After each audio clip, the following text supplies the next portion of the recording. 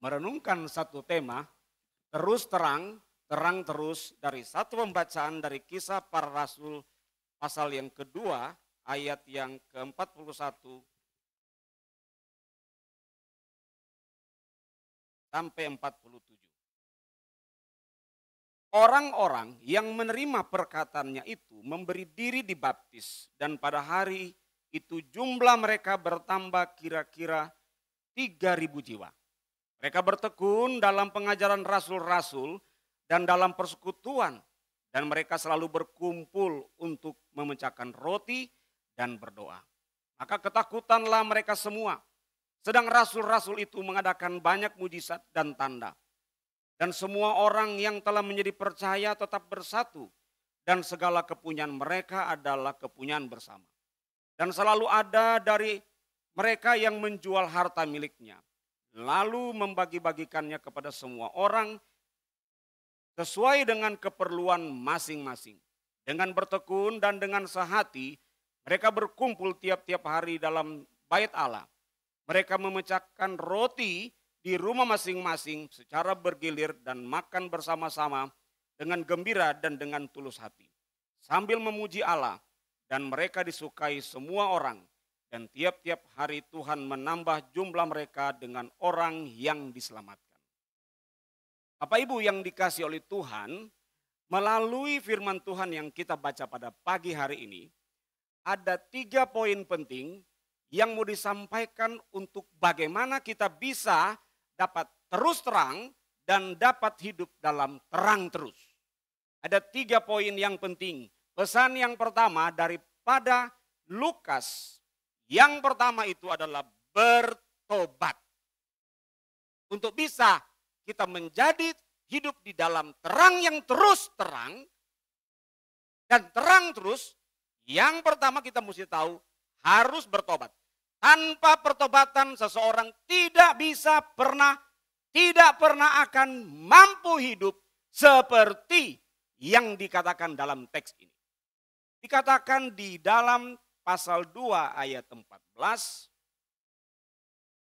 dikatakan di sana bahwa maka bangkitlah Petrus berdiri dengan ke-11 rasul itu dan dengan suara nyaring ia berkata kepada mereka dan seterusnya ya. Nah, setelah Petrus berkhotbah begitu panjang, kemudian dikatakan bahwa mereka itu tertusuk hatinya ya, terharu.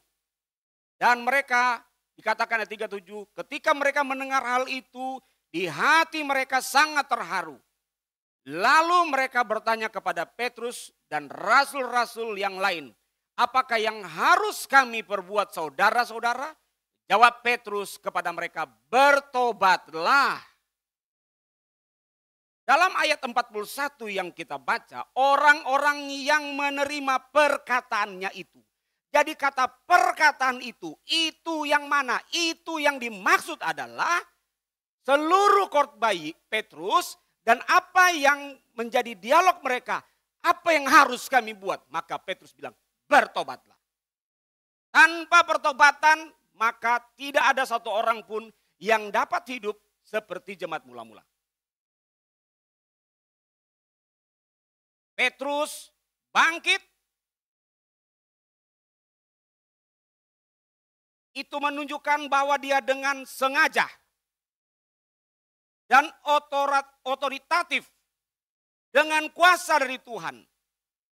Dia berdiri bukanlah tindakan biasa, tapi itu suatu tanda awal dari deklarasi resmi yang pertama yang kemudian harus kita teruskan dalam sepanjang hidup.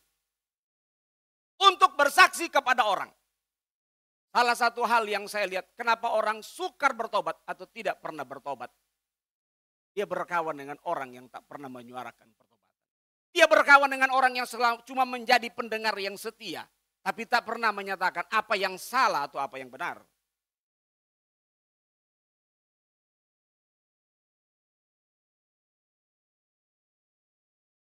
Tentu tidak hanya Petrus, namun dengan 11 murid itu tidak menunjukkan tindakan independen. tapi sebuah kesaksian yang kolektif dari seluruh para rasul. Maka di dalam gereja itu ada bidang-bidang, ada komisi, ada bidang persekutuan, ada bidang penginjilan. Penginjilan itu tidak bisa dilakukan satu orang saja. Harus secara bersama-sama. Dia mengangkat suara di hadapan publik. Dia berpidato kepada mereka. Dengan suatu penghormatan kepada orang-orang Yahudi tentunya. Dengan cara yang khusus, namun tegas dan lugas, dia menyatakan kepada mereka, hai kamu orang Yahudi. Dengarkan baik-baik. Kata mendengar ini berarti adalah usaha yang disengaja untuk memahami dan merespon. Ada orang yang senang mendengar khotbah, tapi dia tidak mendengar dengan baik. Mendengar tidak cukup tanpa tanggapan yang aktif. Apa yang dikhotbahkan pada waktu yang lalu, minggu kemarin tentang apa namanya itu? Bertumbuh ya. Dikhotbahkan oleh Lause Lisda. Diumpamakan tentang ada dua tipikal orang. Orang yang pertama orang yang bijaksana dan orang yang kedua orang yang bodoh. Waktu Yesus bicara tentang membangun rumah di atas batu, zaman itu bukan gak pernah banjir. Semua orang pada zaman itu pernah mengalami banjir. Jadi sama-sama pernah mengalami banjir dan orang yang sama yang mendengar khotbah Yesus. Apakah Yesus khotbahkan? Yesus bilang begini. Orang yang sama-sama mendengar khotbah itu, sama-sama mengerti, tetapi ada satu perspektif yang berbeda di antara mereka. Yang mendirikan di atas batu adalah orang yang betul-betul melihat kebenaran. Sedangkan yang membangun di atas pasir adalah orang yang menganggap enteng. Itulah orang yang membangun hidupnya di atas hal-hal yang bersifat duniawi. Nanti saya akan kasih tunjuk kepada Bapak Ibu di bagian-bagian akhir kenapa nanti bicara tentang mereka disukai orang. Nanti kita akan lihat apa maksud kata disukai. Mereka sangat terharu. Apa artinya terharu Bapak Ibu? Terharu ini sama dengan satu kata dalam bahasa Yunani, nuso, kata yang dipakai ketika Yesus ditusuk lambungnya. Pada waktu itu orang yang mati dari kayu salib karena sudah mau hari Sabat jadi tidak boleh tergantung, maka harus segera. Salah satu caranya adalah dengan mematahkan tulang kaki untuk menunjukkan supaya orang itu mati. Waktu orang itu sampai kepada Yesus, dia melihat, wah Yesus sudah mati. Kemudian dia menusuk lambung Yesus. Bapak Ibu, yang ditunjukkan menusuk lambung ini belas kasihan orang fasik. Firman yang disampaikan, menusuk juga. Namun ketika mereka menerima, mereka terharu, mereka tertusuk. Tapi mereka tahu bahwa itu kasih karunia yang datang kepada mereka agar mereka segera bertobat. Kita sedih lihat Yesus dipaku di sekali. Sering. Tapi Bapak Ibu, banyak orang tidak menyadari bahwa dia harus sedih begitu sedih dan amat sangat sedih. Kenapa? Kalau dia tidak sedih sekarang, dia akan masuk dalam api neraka selama-lamanya. Itulah yang Yesus tangisi. Ketika dia berdoa di Bukit Getsemani, Bapa kalau boleh cawan ini lalu daripadaku. Yesus sanggup menanggung penderitaan. Bagaimana dengan kita? Betapapun khotbah itu begitu menusuk. Hari ini tidak apa-apa, itu begitu menusuk. Supaya kita diselamatkan dari kebinasaan yang selama-lamanya itu.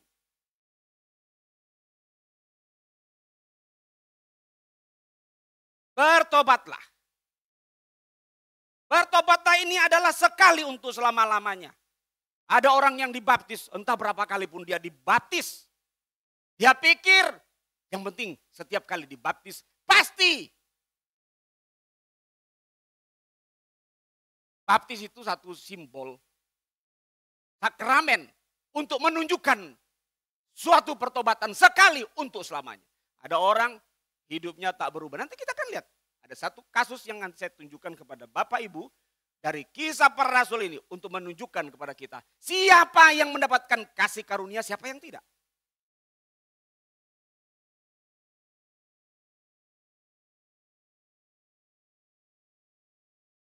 Yang kedua, ada 4 pilar untuk dapat hidup dalam kehidupan Kristen untuk terus terang dan terang terus. Dikatakan, maka mereka bertekun dalam pengajaran rasul-rasul dan dalam persekutuan, dan mereka selalu berkumpul untuk memecahkan roti dan berdoa. 4 pilar. Yang pertama, mereka bertekun dalam pengajaran rasul-rasul.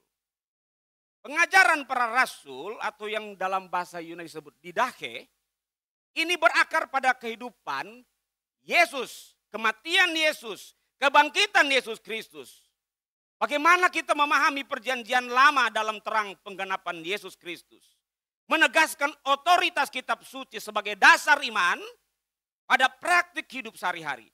Pengajaran ini menyangkut pengajaran teologis, prinsip hidup Kristen, arahan praktis dan persekutuan, kasih kesaksian, dan menjadikan fondasi daripada iman komunitas dan perluasan pengaruh gereja melalui hidup yang berpusat pada Kristus. Yang kedua, persekutuan. Persekutuan yang bagaimana? Ini persekutuan yang tidak biasa. Karena persekutuan di sini ini melampaui interaksi sosial yang biasa. Maka persekutuan Kristen itu sangat berbeda dengan persekutuan pada umumnya. Satu pendeta, saya tidak sebut dari satu gereja mana. Dan pendeta ini mentor. Ini satu gereja yang besar. Dia bilang betapa sulitnya mengubah orang Manado. Ini gereja bukan di Manado ya. Gereja ini ada di Jawa. Betapa susahnya melayani. Kebetulan komunitasnya kebanyakan orang Manado. Orang Manado kalau ibadah mesti makan kue, ada makanan. Tapi kalau pergi ke Manado, kebaktian-kebaktiannya selalu ada makan. Waduh, ternyata mengubah ini kebiasaan ini tidak sulit. Sulit ya minta ampun. Orang tidak lagi merindukan pengajaran. Kalau bisa lebih banyak ngobrol daripada dengar firman. Persekutuan adalah sifat perjanjian gereja. Kesatuan dengan Kristus. Satu dengan yang lain. Dan mendorong yang namanya akuntabilitas. Apa itu? Tanggung jawab sebagai seorang yang percaya kepada Kristus. Itu yang namanya persekutuan. Orang yang bersekutu tapi tidak bertanggung jawab. Dia hanya bilang amin, amin, amin, amin. Tapi dalam hidupnya sehari dia nggak mau nanggung. Itu bukan orang yang hidup di dalam yang namanya persekutuan atau koinonia. Orang yang hidup di dalam persekutuan adalah orang yang bertanggung jawab. Tidak mudah untuk hidup di dalam yang namanya persekutuan. Tapi itu adalah panggilan Kristus untuk hidup di dalam tanggung jawab dan saling membangun. Kemudian memecahkan roti. Memecahkan roti di sana pada zaman perjanjian lama itu ada 2 hal yang tergabung. Satu, mereka mengingat dan mempraktekkan apa Yesus katakan. Pecahkan roti, minum anggur untuk mengingat kematianku. Yang kedua itu ada perjamuan kasih. Dari pada waktu orang gereja mula-mula itu selalu 2 hal ini gabung. Habis ada perjamuan kudus, selalu ada yang namanya persekutuan kasih. Ya. Kita 1 bulan 1 kali. Ada gereja yang tidak melakukan tiap hari. Ada gereja yang tiap hari. Ada satu keluarga juga yang melakukan tiap hari. Bangun pagi tidur. Di depan meja makan itu sudah ada anggur dan roti Bapak Ibu. Bapak Ibu kalau tinggal di rumah itu pasti kagetnya minta ampun. Loh, kok perjamuan tiap pagi? Ada keluarga yang begitu, bukan tidak ada. Ada gereja hanya menaruh ornamennya di depan ini. Meja perjamuan, kemudian cawan dan tempat roti. Untuk apa? Sebagai pengingat. Jadi kalau kita lihat simbol di meja itu, ada itu pengingat kepada kita. Tidak soalnya kita tidak ada taruh di sini atau 1 bulan sekali kita perjamuan. Tetapi yang paling utama, apakah kita hidup dengan mengingat Tuhan. Mengingatkan kasih setia Tuhan akan karya Tuhan. Jadi mulai daripada pengajaran, persekutuan, pemecahan roti, dan terakhir yang keempat, Pilar yang keempat, berdoa. Itu mencerminkan ketergantungan mereka kepada Allah, pekerjaan dan kepada pekerjaan Roh Kudus yang harus terus berlangsung. Doa adalah sarana penting kita berkomunikasi tentunya dengan Tuhan. Dan itu mencerminkan bahwa kita percaya kepada kedaulatan Tuhan. Doa menegaskan bahwa kita memiliki prioritas untuk mencari kehendak Allah dalam segala hal. Baik secara individu maupun bersama. Bapak Ibu, kalau melihat pekerjaan Tuhan yang begitu besar di dunia ini, khususnya pemberitaan Injil, pembangunan gereja yang luar biasa. Tidak ada yang tidak dibangun dengan doa yang kuat. Hidup kita kalau mau berjaya, harus berdoa.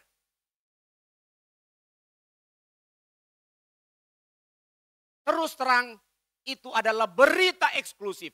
Namun berita yang penuh dengan kasih karunia, bukan berita yang mesti ditahan. Tapi yang namanya terus terang, terang terus, itu adalah hidup yang inklusif. Apa yang Tuhan katakan itu harus menjadi terinternalisasi dalam diri kita. Kenapa kita ikut follow Instagram orang yang dia kita nggak kenal. Siapapun dia kita nggak kenal.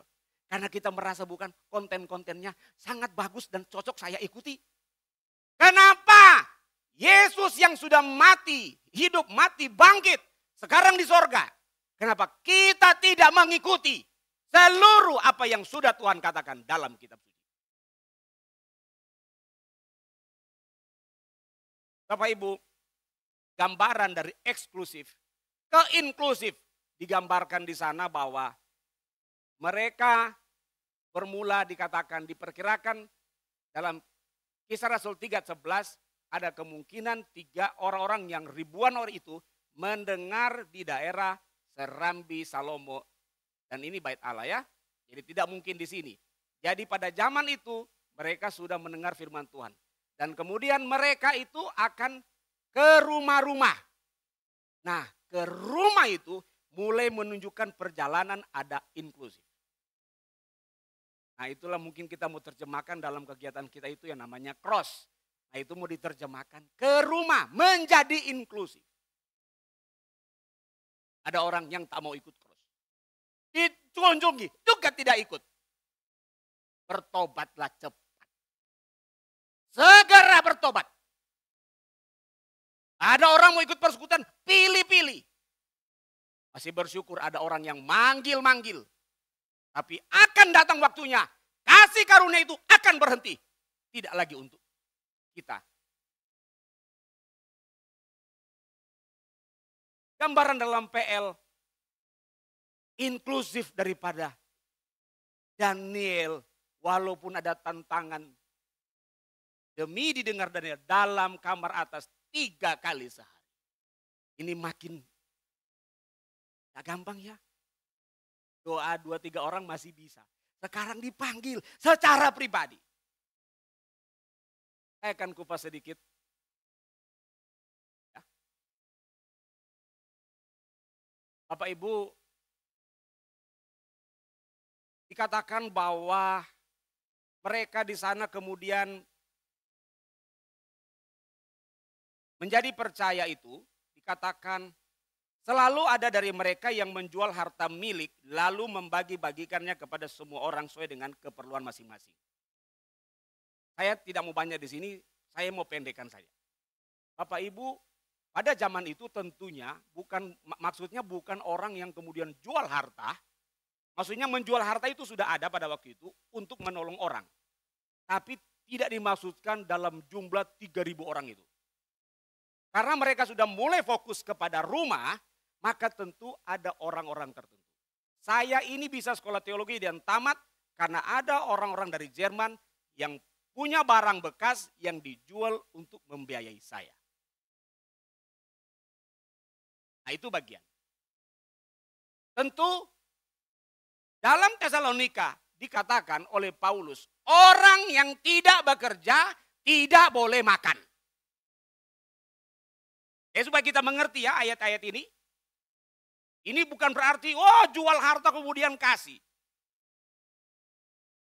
Karena ada juga orang yang jual harta kayak Ananias dan Safira. Dia rasa malu bukan kalau dia tidak menyumbang. Kemudian dia jual hartanya. Dia diam-diam, dia sembunyikan itu. Langsung apa? Mati ho. Mati.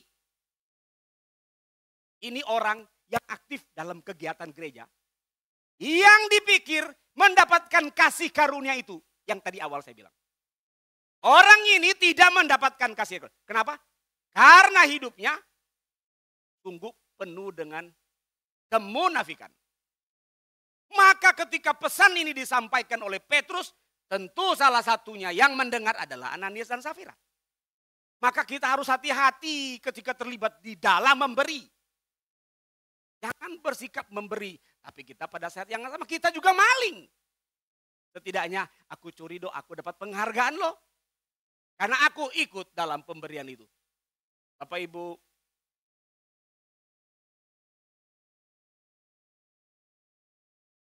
yang ketiga, ada tindakan untuk bisa hidup terang terus. Ayat 47.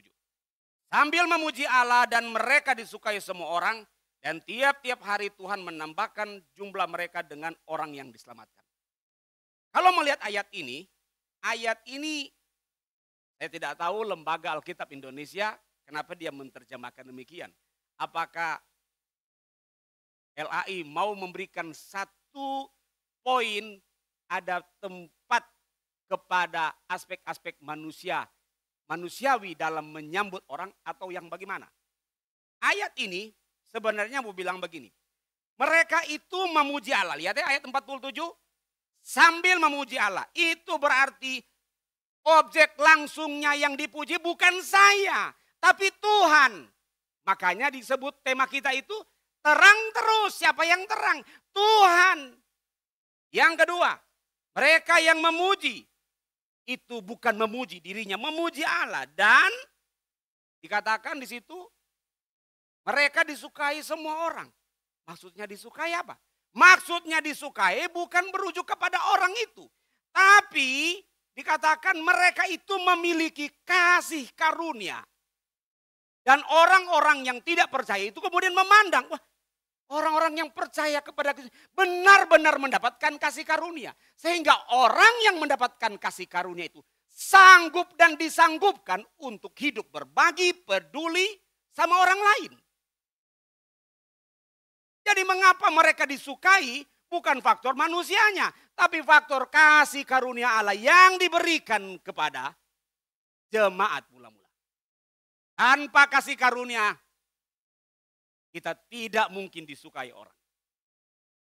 Itu sebabnya kita mesti berdoa agar betul-betul, oh Tuhan saya ini cacing saja yang membutuhkan kasih karuniamu. Supaya saya boleh menjadi terang dan terang terus.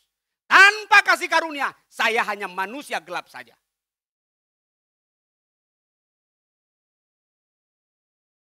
Itu sebabnya ketika orang melihat kasih karunia Allah kepada mereka, orang-orang ini kemudian mendapatkan kasih karunia. Bapak Ibu, bagaimana orang bisa berbagi di tengah-tengah kondisi yang sulit, padahal diriku lagi sulit. Kalau tanpa kasih karunia tidak mungkin bisa berbagi.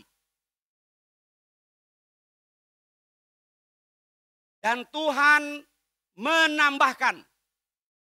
Tuhan menambahkan. Jadi bukan aspek manusia. Tuhan menambahkan. Siapa? Orang-orang, yaitu mereka yang diselamatkan. Kapan? Dikatakan di sana, Tuhan menambahkan jumlah mereka dengan orang yang diselamatkan, dikatakan tiap-tiap hari. Ada gereja seperti ini? Kayaknya sulit ya cari gereja model begini. Satu waktu ada survei di daerah Kelapa Gading. Waduh, terjadi pertumbuhan gereja. Gerejanya ada kurang lebih 200 gereja di Kelapa Gading. Cek and recheck, waduh, yang ini habis gereja di sini, dia pindah di sana karena di sana ada pembagian sembako. Habis itu dijemput oleh mobil ini.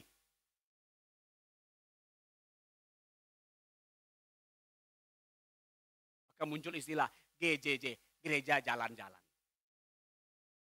Tiap hari ke dalam jemaat. Bapak Ibu, kita dipanggil oleh Tuhan untuk memuji Allah, memiliki kasih karunia.